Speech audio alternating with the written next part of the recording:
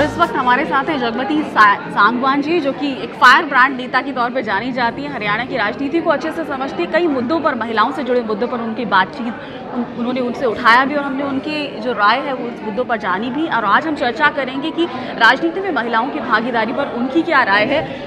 जगमती जी, जब हम देखते हैं कि अब जो महिलाएँ हैं वो बढ़ चढ़ के वोट करने आ रही हैं सामने, कई पिछले 2 साल के असेंबली इलेक्शंस में हमने देखा कि महिलाओं की संख्या कई बार पुरुषों से भी ज़्यादा हुई है। और जो अलग अलग पॉलिटिकल पार्टीज हैं वो देख रही हैं कि महिला एक तरह से उनको वोट बैंक वो मान रहे हैं और कई तरह से फ्रीबीज देने की भी कोशिश कर रहे हैं कि उनको कुछ तरह के सोप्स देने के भी करते हैं। लेकिन जैसे हम चर्चा कर रहे थे तो एक बात सामने निकल कर आई कि एक महिला वो कहती है कि अगर मैंने अपने पुरुष के मुताबिक, घर में जो पुरुष हैं उसके मुताबिक वोट नहीं दिया तो मुझे घर से निकाल देंगे।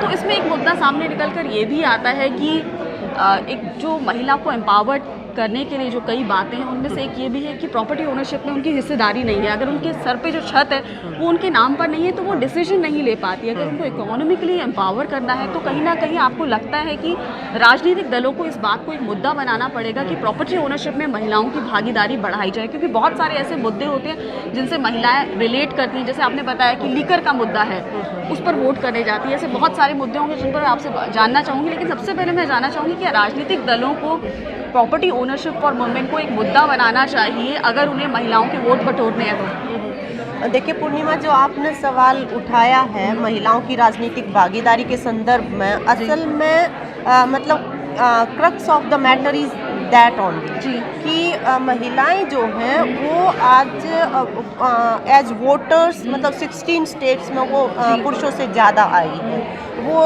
नीचे के लेवल पे जितने आंदोलन हैं, संघर्ष हैं, पार्टियों की रैली हैं, उसमें बड़ी संख्या में आ रही है। लेकिन उनका जो representation as leaders, as contestant of elections, वो मतलब उसको रिफ्लेक्ट नहीं कर रहा है। इसका मतलब उनके कुछ जगहें हैं जहाँ पे उनको स्ट्रेंथन करने की ज़रूरत है। उनमें से एक प्री कंडीशन की तरह से जो आपने भी रखा कि उनको इकोनॉमिकली मतलब इंडिपेंडेंट बनाना एक तरह से, वो तो बहुत ही ज़रूरी है। और ख़ास तौर पे उसके जो प्रॉपर्टी राइट्स हैं जिनके बारे में लॉ इनेक्टमेंट हुआ, सब कुछ हुआ, पर उसका इम्प्लीमेंटेशन नहीं हो रहा है कहीं पे भी। और इम्प्लीमेंटेशन किसी का सरोकार भी नहीं बन रहा है। और राजनीतिक पार्टियां इसमें रुचि भी नहीं दिखाती कि उसको इम्प्लीमेंट किया जाए। रुचि नहीं दिखाती। वो राजनेता अपने घरों में, अपने आसपास कोई उदाहरण पेश भी नहीं करते हैं वो जो है। तो ये जो आपने कहा, असल में तो हकीकत वही है कि महिलाओं को आर्थिक रूप से आत्मनिर्भर बनाना चाहिए ताकि वो राजनीति के अंदर एक स्वतंत्र नागरिक की तरह से भागीदारी कर सकें। परंतु जो महिलाओं के 33% रिजर्वेशन बिल पे जो राजनीतिक पार्टियों की जिस तरह की नीयत और इंटेंशन नज़र आ रही है कि 21 साल से वो बिल जो है वो लटका हुआ है और उसके पीछे और कोई आर्ग्यूमेंट जो है वो तर्क की कसौटी पे टिकता नहीं है। केवल यही है कि आदमियों को ये डर है कि उनकी सीट जो है वो छिन जाएंगी और महिलाएं जो हैं वो मतलब उनकी जगह पे आएंगी। तो वो आदमी इसलिए ये मुश्किल लगता है कि वो राजनीतिक पार्टियां बिना महिलाओं की तरफ से एक बड़ा जन दबाव खड़े करें, उनके जो प्रॉपर्टी राइट्स के बारे में वो कुछ वर्क अपॉन करेंगी। तो ये महिला आंदोलन को जरूर देखना पड़ेगा कि इस मुद्दे को भी मुद्दे की तरह से प्राथमिकता के एजेंडा में शामिल किया जाए। जी जगमती जी, अभी जैसे हम चर्चा कर रहे थे कि जो SC/ST सीट है पार्लियामेंट में, रिजर्व सीट है, उस पर ज़्यादातर हम देखते हैं कि पुरुष ही आते हैं। और अगर महिलाएं नहीं आ रही हैं पार्लियामेंट में, असेंबली में SC/ST की रिजर्व सीट पर, तो क्या वो सीटें सिर्फ पुरुषों के लिए? इसीलिए जो दलित राजनीति के अंदर भी जो चल रहा है कि हमारे देश के अंदर सामाजिक न्याय के सवाल पे हम ये देख रहे हैं कि जो मतलब दलित राजनीति भी, समाजवादी राजनीति भी और इवन वामपंथ की राजनीति भी, जिस तरह से उनको सामाजिक न्याय के सवालों के ऊपर एक रणनीति बना के और महिलाओं के अधिकारों की और महिलाओं की ज़्यादा से ज़्यादा पॉलिटिकल स्पेस के लिए जो खड़ा होना चाहिए, वहाँ पे अभी मतलब न्याय नहीं हो रहा है। और ये विमेन मूवमेंट को ही अपनी अपनी तरफ से ज़्यादा पहल करनी चाहिए कि वो दलित आंदोलनों के साथ एक क्लोज अलायंस बनाए सामाजिक न्याय के मुद्दे के ऊपर। मुझे लगता है कि वहाँ भी महिलाओं के लिए, दलित परिवारों के अंदर या दलित पॉलिटिक्स के अंदर महिलाओं के लिए ज़्यादा स्पेस क्रिएट करने के लिए ये भी एक स्ट्रेटजी जो है जिसको अपनाना पड़ेगा। जी, अगर महिलाओं को राजनीति में लाने की बात करते हैं तो आप हेलीकॉप्टर लॉन्चिंग तो नहीं कर सकते, आपको कहीं ना कहीं कॉलेज लेवल से स्कूल लेवल पे लड़कियों में इंटरेस्ट पॉलिटिक्स में जगाना पड़ेगा। जैसे कहते हैं कि जो शुरुआत होनी चाहिए वो घर से होनी चाहिए, तो कहीं ना कहीं महिलाओं को अगर राजनीति में लाना है तो शुरुआत कहाँ से, आप उनको ट्रेनिंग कैसे देंगे, उस पर आपकी क्या राय है? हमें ये लगता है कि अपने मतलब स्कूल के लेवल पे ही पॉलिटिकल ओरिएंटेशन, अभी जैसे वोटर्स के लिए अवेयरनेस के प्रोग्राम जो बनाए जा रहे हैं, इसी तरह से ज़्यादा जो स्टूडेंट यूनियंस हैं उनको सेफ़ और क्लीन स्पेसिस की तरह से बनाना पड़ेगा, ताकि वहाँ पे जो नौजवान लड़कियाँ हैं हमारी वो उस लेवल की डिसीजन मेकिंग में पार्टिसिपेट करते हुए आगे लीडर्स के रूप में विकसित हो। इसी तरह से जो पंचायत के अंदर जो रिजर्वेशन जो दिया गया है वहाँ पे उन महिलाओं को बहुत सचेत तरीके से स्टेट की तरफ से भी और जो अधिकारी हैं उनकी तरफ से भी ये प्रयास होना चाहिए कि वो उसमें इन्वॉल्व हो असल में, और यहाँ से इन रास्तों से फिर आगे जो है वो महिलाएं आगे की बड़ी डिसीजन मेकिंग की जो जगहें हैं वहाँ पे भी ज़्यादा संख्या में आ पाएंगे। जी, जैसे कि हमने बात की कि कॉलेज लेवल से लड़कियों को लाना पड़ेगा राजनीति में, तो जो हमारी यूनिवर्सिटी लेवल पे या जो पॉलिटिक्स होती है वहाँ भी हम देखते हैं कि महिला जो लड़कियाँ हैं वो बहुत कम संख्या में आ रही है। तो कहीं ना कहीं जो जैसे हम देखते हैं कि ज़्यादातर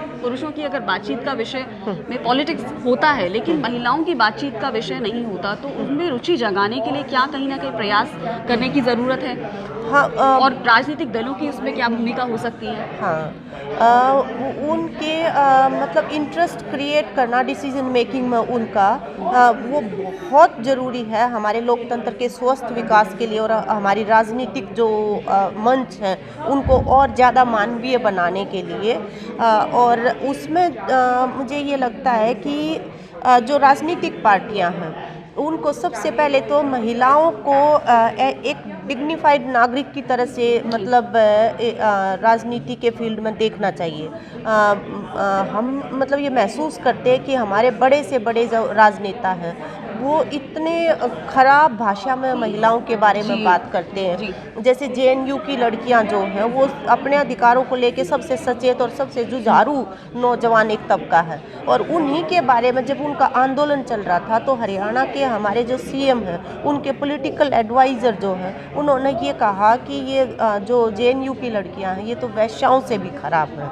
हाँ, तो कहीं ना कहीं राजनीति में एक तो तरह से वो निरुत्साहित करने वाली बात होगी, और वो संविधान की मूल आत्मा के खिलाफ वो बात कर रहा है वो बंदा, उसकी कोई जवाबदेही सुनिश्चित नहीं होती। तो ऐसी हरकतों से वो बाज आए तो इसके ऊपर भी एक कानून बनना चाहिए कि जो महिलाएं पब्लिक स्फीयर में जो भूमिका अदा कर रही है, अगर उनके लिए कोई डिग्रेडिंग बात करता है, अगर कोई उनके जो संवैधानिक और मानवीय अधिकार हैं उनके खिलाफ कोई उच्च पद पे बैठा जो व्यक्ति है वो ऐसी बात करता है, तो उसके लिए एक सज़ा का प्रावधान होना चाहिए। क्योंकि दलील, अपील, समझाना, उनको ये करना वो वर्क नहीं कर रहा। बार बार ऐसे उदाहरण सामने आ रहे हैं जो महिलाओं के खिलाफ अपराध हो रहे हैं। कहीं ना कहीं उसकी वजह ये भी है कि जो कानून बनाने के लिए लोग बैठे हैं असेंबलीज में और पार्लियामेंट में, वहाँ महिलाएं नहीं हैं, सिर्फ वो 50% जो पुरुष हैं वो जाकर बैठ गए हैं, और अगर 10 पुरुष अगर पार्लियामेंट में 10 सांसद हैं तो उनमें से 9 पुरुष दिखेंगे, आपको एक महिला दिखेगी। तो वो कहीं ना कहीं महिलाओं के मुद्दों को कैसे समझेंगे जब रिप्रेजेंटेशन ही नहीं है कि आप इस बात से इत्तेफाक रखते हैं। इसीलिए शायद अपराध ज़्यादा हम देखते हैं कि, और उनके इम्प्लीमेंटेशन में भी लॉ में जो इम्प्लीमेंटिंग एजेंसीज को भी हम देखते हैं कि उनकी कार्यप्रणाली में या फिर आम माइंडसेट में भी वो बदलाव नहीं आ पा रहा। हाँ बिल्कुल, जो महिलाओं के विकास की ज़रूरतें जो हैं वो हमारी विधानसभा, हमारी पार्लियामेंट का विमर्श का एजेंडा ही नहीं बन रही है, क्योंकि वहाँ पे महिलाएं नहीं हैं, और आदमी जो है वो they are not sensitized enough कि उनके जीवन की जो ज़रूरतें हैं वो उनको वहाँ पे उठाएं और उसके ऊपर समय लगाएं। मतलब सचेत और अचेत तरीके से वो उन मुद्दों को अवॉइड करते हैं। अभी भी जो मतलब जस्टिस वर्मा कमेटी जो बनाई गई निर्भया केस के बाद, कितने लंबे समय से विमेन मूवमेंट उसकी मांग कर रहा था, लेकिन वो कभी भी इन्होंने उन लॉज को अमेंड करना, प्रोसीजर्स को अमेंड करना, वो एजेंडा पे नहीं आने दिया। परंतु जब पूरा देश एक तरह से पूरा आंदोलन खड़ा किया तो उसी समय पे वो झटपट में मतलब स्पेशल सेशन बना के कर भी लिया वो। तो लगता ये है कि जो भरपूर जन दबाव जो है वो नीचे से महिलाओं को पंचायत स्तर से अपने विकास के मुद्दों को लेके वो खड़ा करना पड़ेगा, और वो मतलब वोट बैंक की तरह से एक तरह से बिहेव करना, मतलब थोड़ा महिलाओं को एक तरह से कलेक्टिव स्ट्रेंथ दिखानी होगी, सॉलिडेरिटी में आना होगा, तभी शायद अपनी राजनीति करनी होगी, अपनी पॉलिटिक्स। जैसे कि हर कास्ट, रिलीजन सब अपनी राजनीति करें, लेकिन महिलाएं अपनी राजनीति नहीं कर रही, तो सॉलिडेरिटी में, कलेक्टिव स्ट्रेंथ में आना होगा।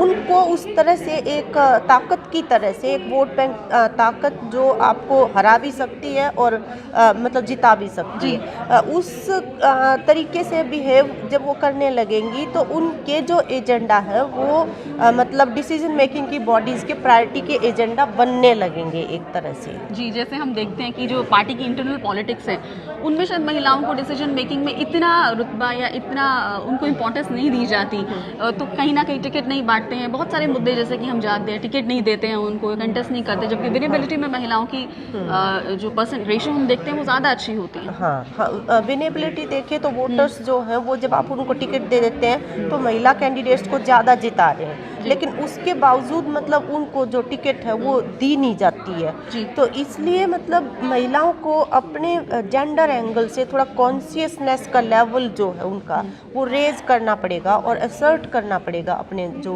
राइट्स हैं उनको। महिलाओं को अपने खुद को असर्ट करना पड़ेगा, इकोनॉमिकली महिलाओं को ताकतवर बनना पड़ेगा ताकि वो अपनी बात, अपनी राय रख सकें। क्योंकि हम देखते हैं कि अगर आपके पास इकोनॉमिक एम्पावरमेंट तो आपके ओपिनियन भी नहीं होते और वो काउंट भी नहीं होते। जी, तो बहुत बहुत शुक्रिया जगमती सांगवान जी हमसे बात करने के लिए। तो महिलाओं को अगर राजनीति में आना है तो उनको कहीं ना कहीं सॉलिडेरिटी दिखानी होगी, अपनी कलेक्टिव स्ट्रेंथ दिखानी होगी, बढ़ चढ़ के आना होगा सामने। और अगर नेता उनको वोट बैंक की तरह देख रहे हैं, उनमें देख रहे हैं कि ज़्यादा महिलाएं वोट देने आ रही हैं और ज़्यादा संख्या में वोट कर रही हैं और उनसे अपना चुनाव जीतने की भी कोशिश कर रहे हैं, तो महिलाओं को भी अपने जो मुद्दे हैं वो उनसे मनवाने की कोशिश करनी होगी। और देखना होगा कि अगर महिला खड़ी हो रही है तो महिलाओं को ये कोशिश करनी चाहिए कि उन्हें जिताएं। हाँ बिल्कुल, क्योंकि पावर अगर मतलब उनको लेनी है तो उस तरह से कॉन्शियस इंडिविजुअल की तरह से मतलब उनको हर लेयर के ऊपर व्यवहार करना पड़ेगा। पावर छोड़ता कोई नहीं है, छीननी पड़ती है। जी, पावर छोड़ता कोई नहीं, सत्ता छोड़ता कोई नहीं, सत्ता लेनी पड़ती है और सत्ता पलटने की ताकत महिलाओं में बहुत है और इसे पहचान चुकी है। अब इसे इम्प्लीमेंट करने की, इसे वास्तव में व्यावहारिक तौर पर इसे दिखाने की ज़रूरत है। बहुत बहुत शुक्रिया जगमती जी हमसे बात करने के लिए।